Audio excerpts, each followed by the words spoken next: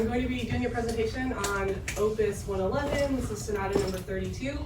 It's his final sonata that he wrote, and it's a little bit different. It's not as standard as the earlier middle period songs are. So don't use this exactly as a replica for your analysis. This one's going to be a little bit different, but I was thinking maybe we could start by listening to just the first movement. So this is actually a two-movement sonata. It's kind of unusual. There are a few other sonatas that are just two movements. When someone asked, why did you only write two movements for this sonata? Beethoven was like, I didn't have time to write another movement. But in actuality, this sonata has so much packed in it. Like the first movement is really thunderous and really intense, and the second movement, which I'm not going to cover in this presentation because it's just way too long, is more of like this transition from the earthly realm to the heavenly realm. So there's a big contrast. So maybe let's start by listening to it. It's about 9 minutes, 8 minutes, 9 minutes, and then try to see if you can listen for the different sections of the sonata. So like the P group, the S group, the development, recapitulation, coda, stuff like that. So you can just try to get an idea of what it's doing, and just be aware that it's not the standard sonata, but yeah, just try your best.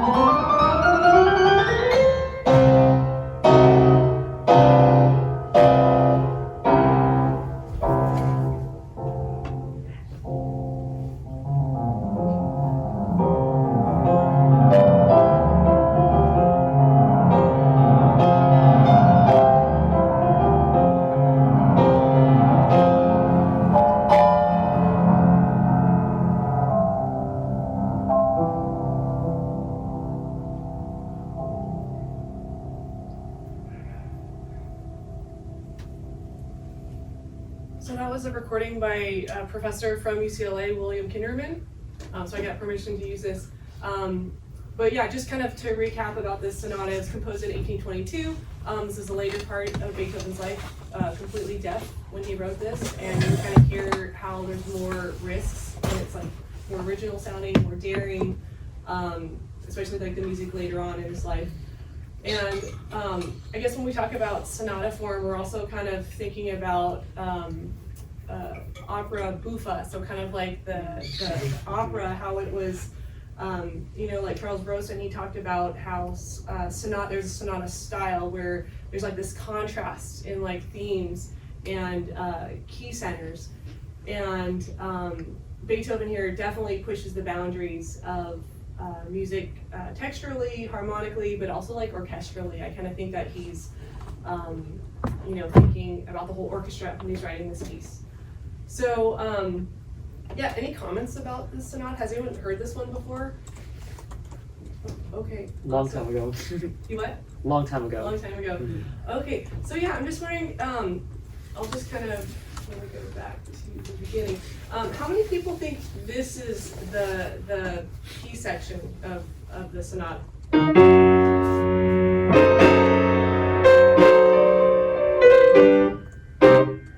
many people think that's the P section?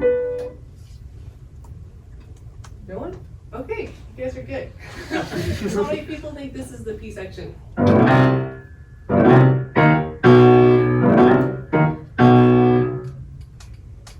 Good. Good. Okay. How many people think this is the P section? Oh, the P section. Oh my god.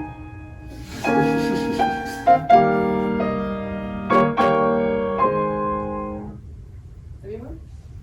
Okay. Okay. It's a little tricky. This is a tricky sonata. So if you think about it, this sounded a lot like the Pathétique sonata.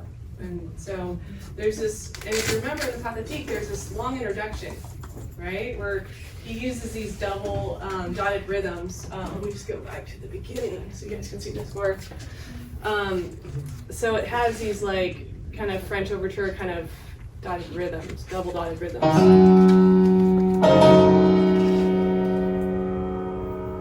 Right? And it's like there's a lot of this like push-pull rhythm going on, a lot of rubato, and a lot of diminished seventh chords.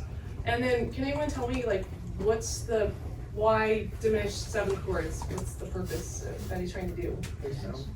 To try and get back to the 16th note feature, like diminuendo.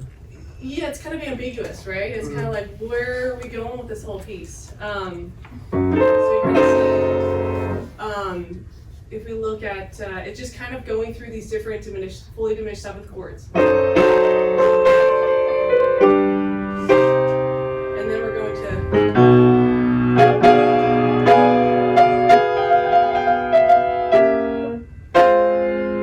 and then to here.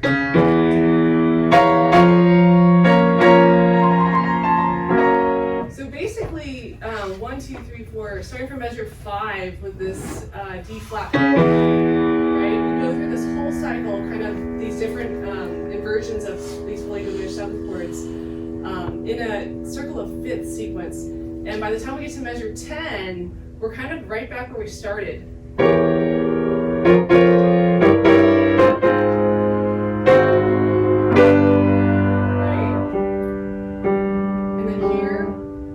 This foreshadowing of this ascending four-note motive.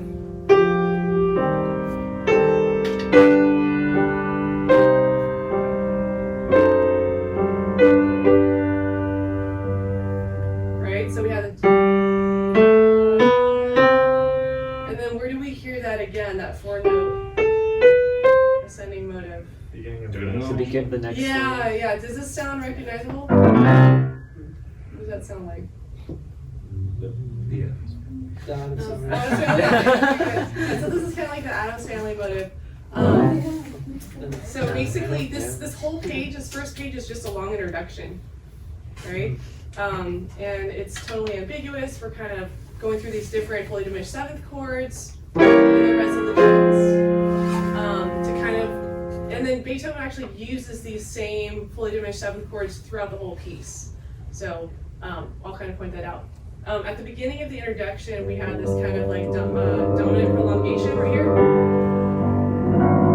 Kind of like the Jaws theme.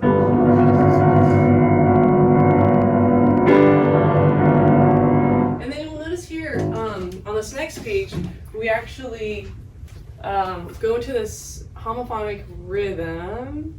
Let's see. So here we're in these like octaves, and this is kind of interesting because it's like the texture was very dense, and then now it's just this monophonic line. Right, so this we got this four note ascending thing, Addams Family motive, and then it's like Harry Potter. Right? So altogether, this is kind of like the main theme of the exposition.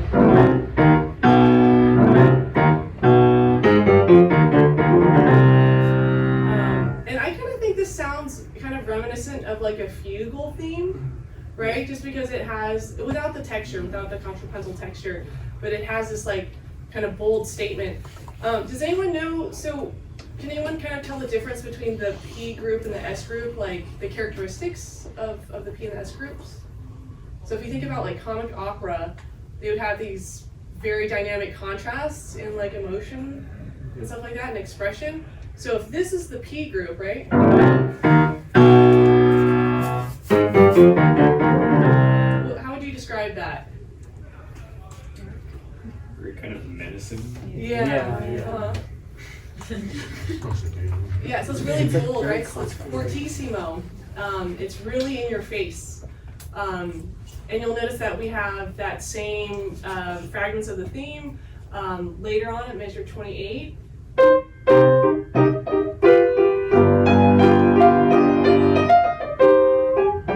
But in a lighter texture. And then here, the end of this page, we actually go into like a fugal treatment of this motive. So I want to play a little bit of this.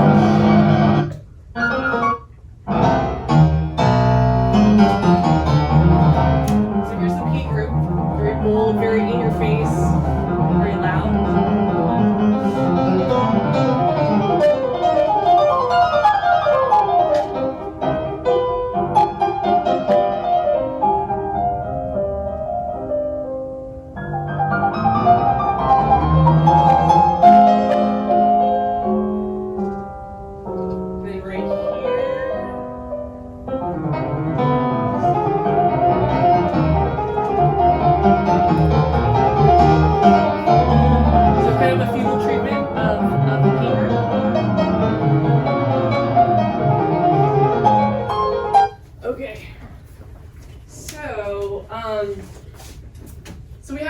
I'm going to show you the arc diagram that I did at the very end so you can kind of piece it all together visually. But basically I'm kind of finding where the different versions of the P groups are. So everything, and a lot of it is like the same material. It's just slightly, maybe slightly different accompaniment, or it's in like a fugal treatment, or harmony slightly different. So I just kind of mark every time that P theme kind of returns. Okay. So here at this point, kind of around measure 43, we have a transition. So we're basically, what's the point of the transition in the exposition? Right after the P group. To get you to the dominant? Yeah, so what key are we in for this sonata? C minor. Yeah, C minor. And also the Pathetique is also in C minor, which is kind of interesting. Yeah, so we're actually transitioning, you would think, so what key do you think we're going to go to? Maybe like the parallel major? Or you would think so, right? But Beethoven's kind of being a trickster here. pesky Beethoven. Yeah, so here, right after this leaping motive at measure 48, we have this.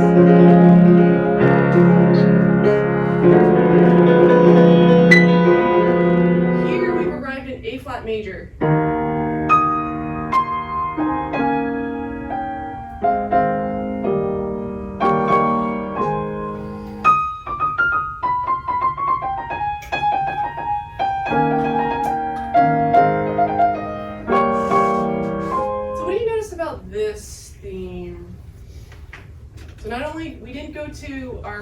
major, which would normally happen, we went to the submedian, so that's kind of an interesting thing. But also, what do you notice about this? So this is the S group right here. Okay, so how's it different from the P group? It's more gentle. Yeah, it's more lyrical and also kind of like a coloratura, kind of like, you think opera. Lots of ornamentation.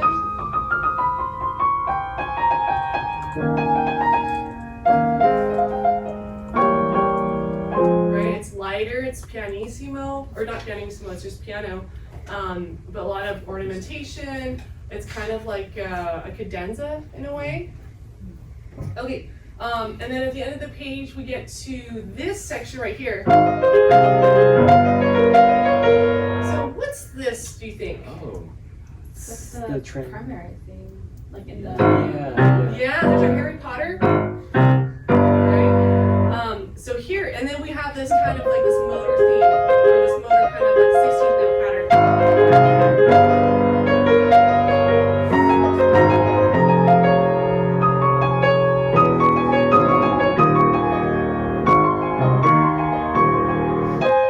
Okay, and then here, basically we're going back to where? Where's this leading us to? To the primary. Yeah, because we're gonna repeat the S group, or sorry, the P group and the S group. So let's continue on to the next part. Did anyone catch where the development began?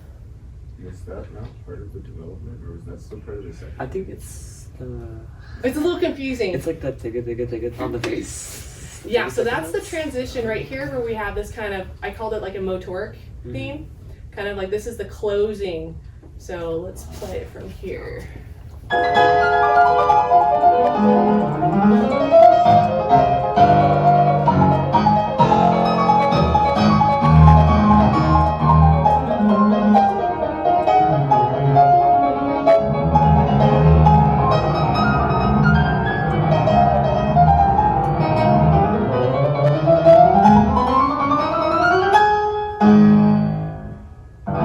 Go back.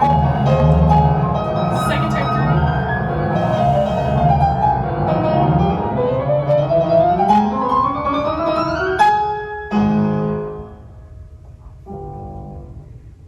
So what usually happens after the exposition? We usually have a A trend. Well, medial cesura. So right here, right at the second ending, we have a bit of a break from the sound. And then this leads into the development section. So let's just see kind of what's going on in this section.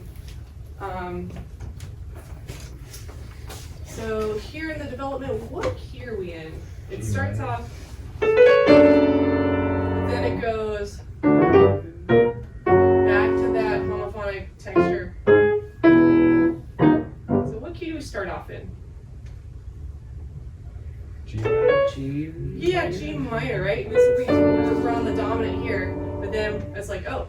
And then we're going to be doing this Harry Potter theme kind of in sequences. And then again, we have this double fugue at the end of the page. So you'll notice we have a half note subject.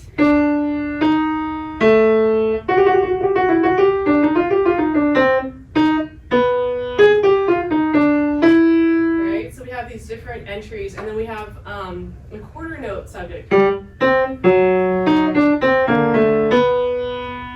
So you can kind of hear the reminiscence of, do you think it sounds more like what do you think it sounds like?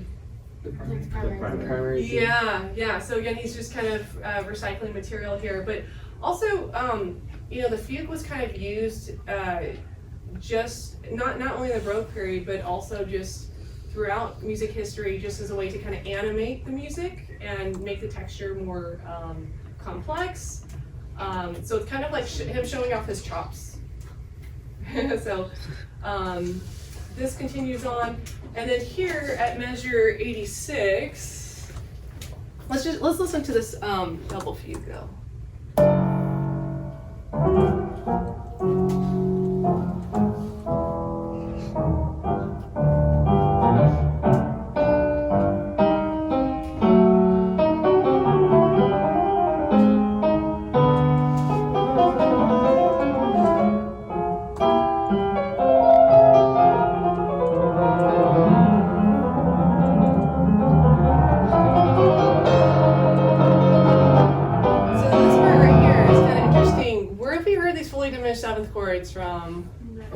from the. Yeah, and they happen in the same order. Okay. So yeah, right here we're kind of going back to that beginning. And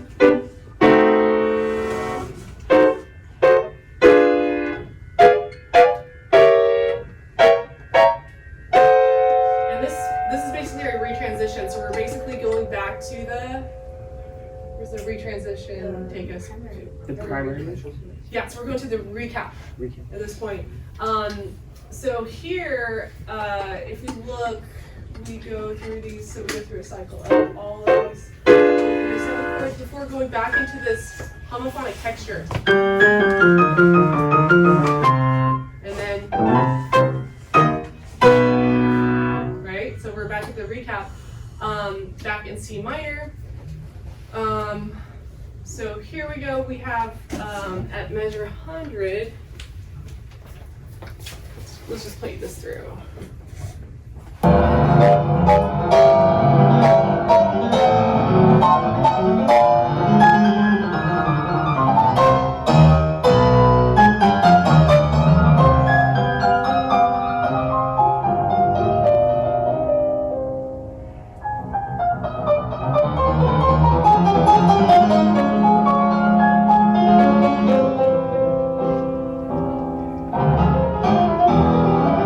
Okay, so this section, what would you call this section? What's kind of going on here? So we have this,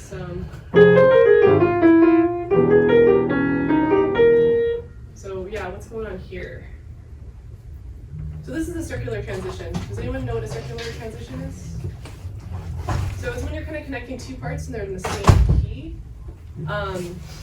So we kind of started off from the recap where we're in C minor. Right, and then we head to F minor. And then by the end of the page, we go back to this kind of this is kind of like this leaping motive. What note is that?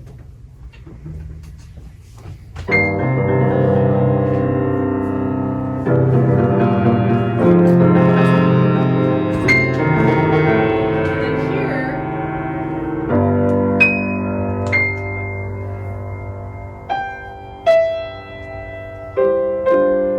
we are actually in what key? C major? Yeah, isn't that interesting? So going to the relative major for the S group.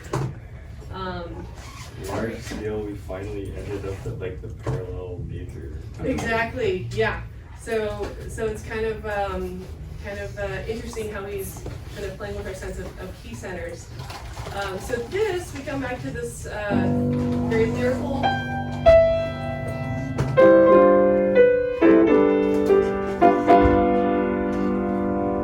Right, with all his ornamentation.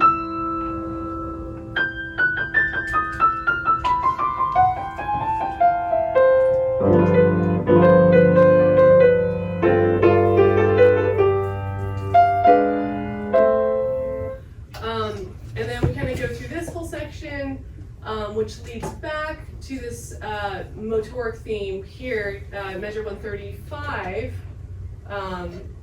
where we go back to C minor and I'm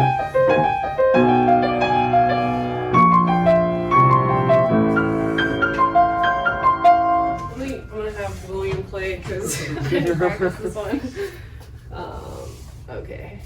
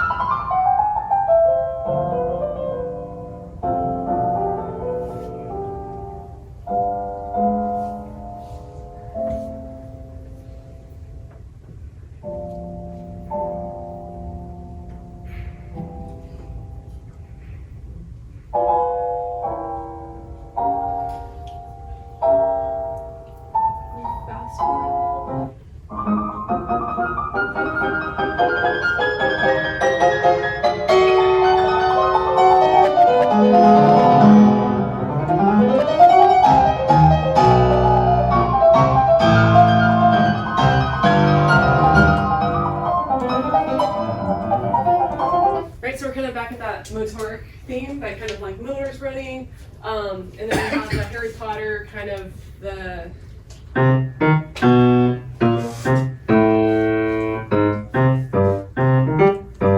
the right hand. And then we go back into this homophonic texture, kind of around measure 143. Okay,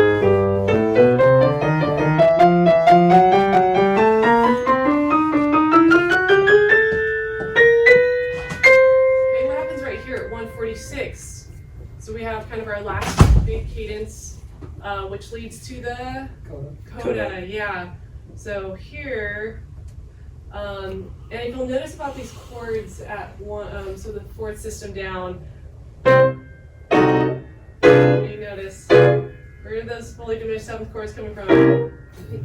Yeah. So it's kind of like, the whole point of the coda is you're basically spinning out the final cadential gesture, but in the tonic. And then this is kind of interesting. This, does this sound familiar to anyone? This,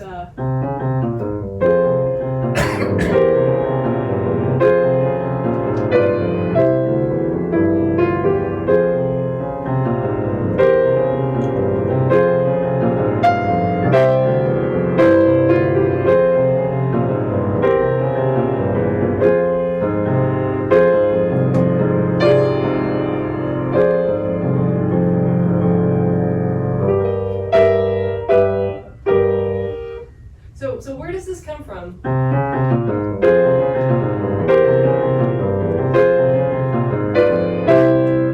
Does anyone recognize that? The beginning. Yeah, which composer kind of stole from this?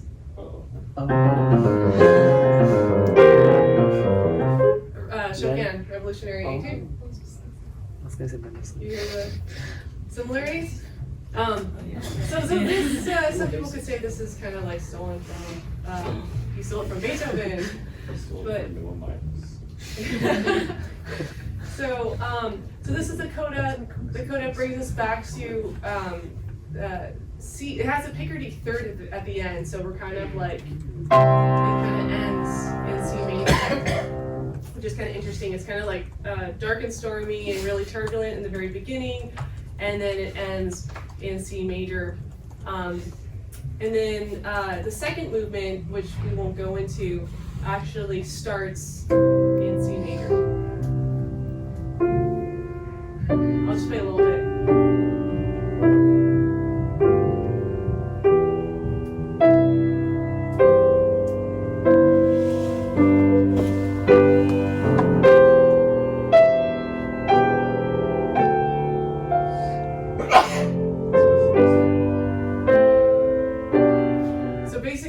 It's kind of like a theme and variations, but on steroids, because it like completely breaks out of the whole form. And using diminution, he basically speeds up each variation while sticking to the same tempo. And a lot of the key signatures are very odd, like 9/16, and then you have 12/32 for the third variation.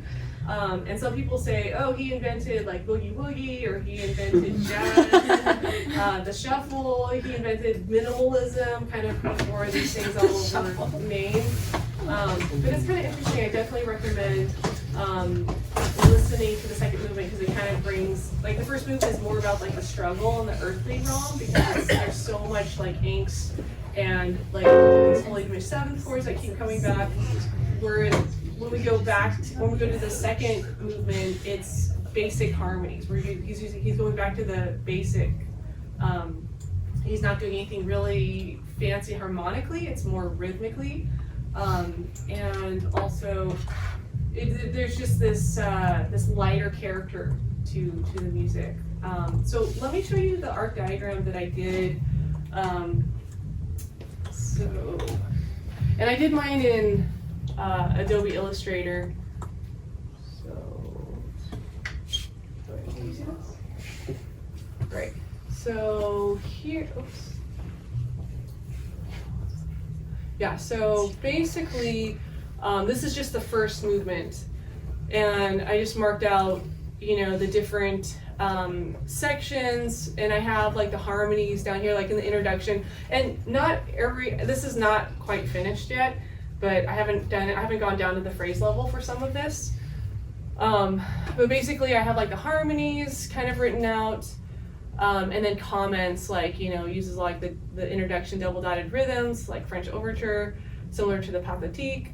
Lots of fully diminished seventh chords, and then I mark out all the cadences, and then, you know, like when the P group comes in, I say it's bold aggressive, it's a 4-note ascending. I guess I could say Addams Family motive because you guys kind of know that movie, I guess. And then the Harry Potter motive, so kind of in homophonic octaves.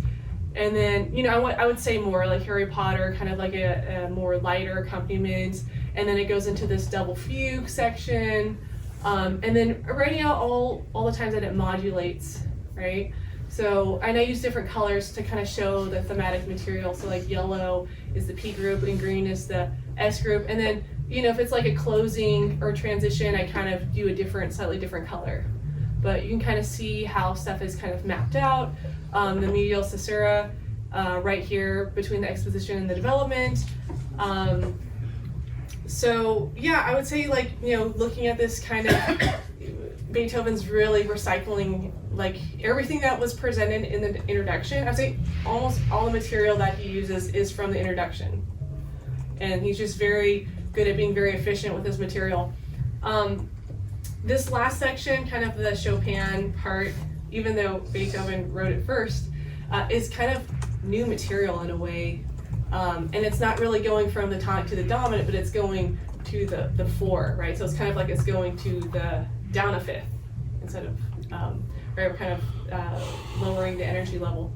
And this is in preparation for the next movement, which I highly recommend you guys check out. The Arietta, the little aria. It's a beautiful piece, and it's kind of based off of, he's kind of making fun of Diabelli's variations, you know, because it was so simple. He actually called it trash. He was just like, oh, it's just, you know, because he kind of takes kind of a similar contour as what Diabelli does, and kind of, you know, takes it on this whole thing. And I'd say, so this is actually just the first movement. The second movement is 30 minutes long. So my arc diagram for that was just like, it's not quite finished, but it's like, yeah, so I just decided to focus on the first movement. Does anyone have any questions or anything? Yeah. What is the Harry Potter thing that you referenced? Oh, I honestly I can't think of it. I think it's from the third movie. So the first movie is where Yeah, it's he the meets Professor Quirrell at the end, and then it's like that little. Sorry. Yeah. A little motive that, you know, Just kind I don't know of music theory, but I know Harry similar. Potter. But I haven't seen the Harry Potter movie. It's like, I gotta rewatch that. Maybe that's why I Oh, share it's my an hour opinion. 26 when this happened. Adam Sandler with 2 seconds. Okay, I have a question. What kind of programs are meant to kind of help map out an arc diagram besides So you can do it by hand. It does take a lot longer if you are to do it on Adobe Illustrator. It's like, I had to watch a lot of YouTube videos to kind of figure this stuff out. But like, it's like, I was doing mine by hand actually at first. You can use what are those instruments where you can make a small circle? Compass, yeah. So you can use those also, like on graph paper. And also, there is a website online. It's like an app you download for Mac or for like Windows that you can use. The only thing is, like, with the repeats, it gets kind of tricky because there's no way to actually. It basically the way that it works is that you have to like input the song and then it gives you the line for the song. So you don't have like manual measure numbers, but you can add measure numbers. And then the repeats just get kind of tricky because it doesn't like recognize the repeat as like the thing, so you have to like map it twice. It's like the only thing I noticed. Probably beats. Yeah. doing it online. So just a general question. So like I noticed that some of the phrasing, like especially like with the introduction, I can't really see it from here, but it's kind of like these like 2 or 3s. So would you recommend, like when we are making our diagrams, to start off like, you know, doing like 4 phrases, and if we find like a kind of like a sequence where the phrasing is kind of elongated, how you have like 10 and like 15. Do you think you'd recommend it, like starting simple steps? I would and then do bigger stuff first. Try to find the bigger stuff first, because my next step is to go and do the individual phrases, but I don't think, I don't know if Noah, you're wanting to do the individual phrases. That's more like going super, that's just like looking at the score basically. Mhm. I just did it for my own, just to kind of, because I'm kind of OCD about stuff, but like I would just do the bigger stuff. That's like, Yeah. Knowing where the bigger sections are is more important than knowing where the little stuff is, because it's kind of like, I would say, yeah, bigger stuff and then get more detailed. Okay, thanks. Yeah, don't get lost in the details, because I was getting lost in my stuff, and it's like, you have to zoom out and like try to see how it all fits together, how like, and everything is like related material wise. Like his economy of material is like unbelievable. Okay, thanks. Any other questions? So then I guess is the question for our midterm as well. When we're doing our sonatas and also doing the presentation, when we present the arc diagram, should it roughly be like this as well, where it's mainly focusing on the bigger sections and how they connect rather than the little phrases? It's hard to generalize. It kind of depends on the piece. I would say in general, though, Fiona's advice is good to go from macro to micro, and not the other way around. It's just more effective way of mode of analysis and also way of explaining what's happening.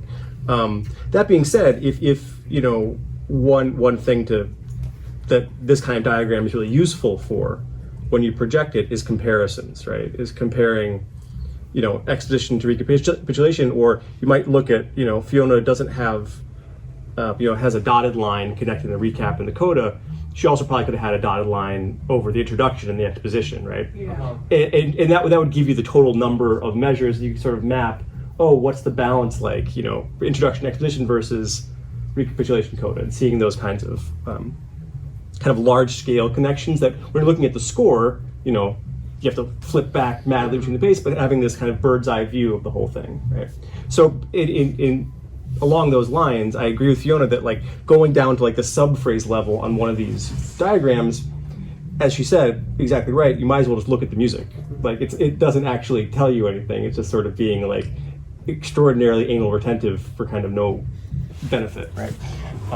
Does that answer your question? Yeah, so what you mean is just like in general for the presentation, we're more focused on the sections as a whole and how they connect and how they contrast with I think compare and contrast is always a good starting point for any presentation. Like how is this, these are two things, how are they similar, how are they different, right? And sonata form lends itself to that kind of analysis really well because you get so much repetition. I have a question. Yeah. What happened to the transition section between P and S? We're expecting a T, right? Yeah, there is actually, and I wrote it in the comments. So it's underneath. I didn't put it in the arc, but it is there. And that's why it's not quite finished. Well, no, it's not less a critique of your analysis, and more a question about the piece itself. Like, it seems like if there is a transition, it feels very quick and kind of, the themes sort of blend together in a way that's different than like when we looked at Mozart. We have this very clear P and S, and this piece has this sort of amorphous kind of link. Could you talk a little bit about that? Bleeds into each other, and then also the development section, it's really small. Like you would think the development section would be, but Also unusual, yeah.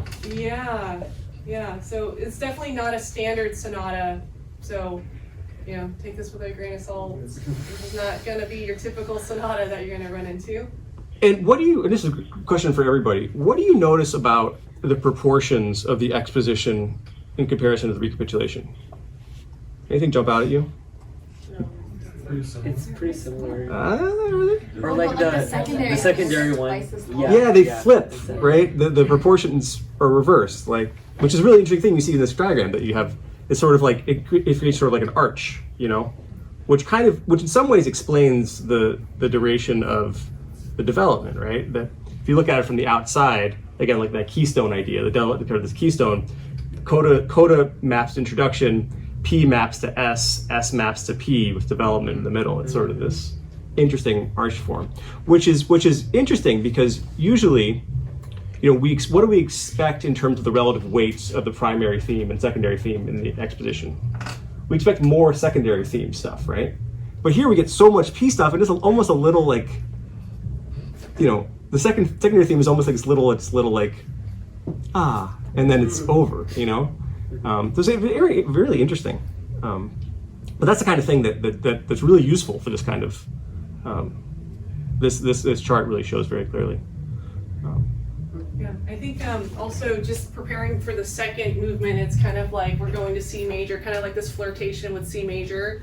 And so it's like, because the second movement is, theme and variation, so it's like C major for the A section and then A minor for the second. And then it's kind of like this at the very end, which key wins? Because there's just like, you have the struggle and it's like, C major at the very end. And then the next movement, it's kind of like it flirts with A minor, but it's mostly in C major. And it's also like, I want to point out like the ranges, like you kind of hear how Beethoven really utilizes the full range of the piano, more so than most of the sonatas, I feel like. So it's just all over the place.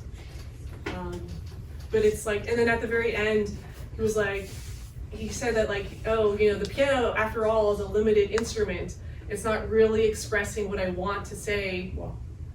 It was kind of interesting because he's like, he tried to exhaust all the possibilities texturally, harmonically, and then orchestrally at the piano. But it was like he was still like unsatisfied with the piano. So, yeah. I actually had a question for you, Professor. So like when we're doing our midterm project, if we have a sonata like this where we don't really like, we see like a quick transition, do we like still indicate, or like, because I know in this there's no clear transition, no moment between P and S, but do you think we should still mention? I think in most of the pieces, probably all of the pieces you're looking at, I think there's probably a clear enough transition section that it should probably show up in your art diagrams, I think, as a probably rule. Okay. As a general rule. But especially for the earlier sonatas, which I think you have one of them, the transitions can be very short. The transitions tend to get longer as we kind of go. Okay, thanks. Good. Any other questions? Any final thoughts? Advice? Yeah, just try to listen and try to hear the sections. Listen, that's such good. Look at the key centers, see like where is he shifting, where are the cadences. That's what I did, like when I first started, I mapped out all the cadences. Can you talk about that? Can you give some advice about listening for cadences? Actually, it would actually be very useful if you go back into the music and talk a little about the cadences, because they're a little bit, I think one of the things that I think is challenging, I think, for this kind of analysis when you're first starting, is identifying where the cadences are. So if you could talk a little about your criteria about, Yeah, actually, cadences. when I first heard this part, I was counting that as where the cadence was 5-1, but actually this one cadence thing, it's actually ends on a half cadence. So just be careful when there's a lot of like ornamentation. Try to hear the whole phrase, and then where does that, it's just a repeat of what he just did, but using a fully diminished seventh chord. So don't get lost in this, the fancies, because I was actually doing it wrong at first. so not every 5-1 is an authentic cadence. Right, Yeah. right. So don't get lost like in the beginning part where there's just a lot of flurry and ornamentation. Just try to hear where the melody is actually going, right? Because I always thought like the smaller the note, the more ornamental it is, right? It's just kind of decorative. And then try to see the patterns of how the phrases are built as well. He uses a lot of sequential stuff. And then, when he's kind of developing something, he doesn't really do what's really you would expect. I feel like it keeps going.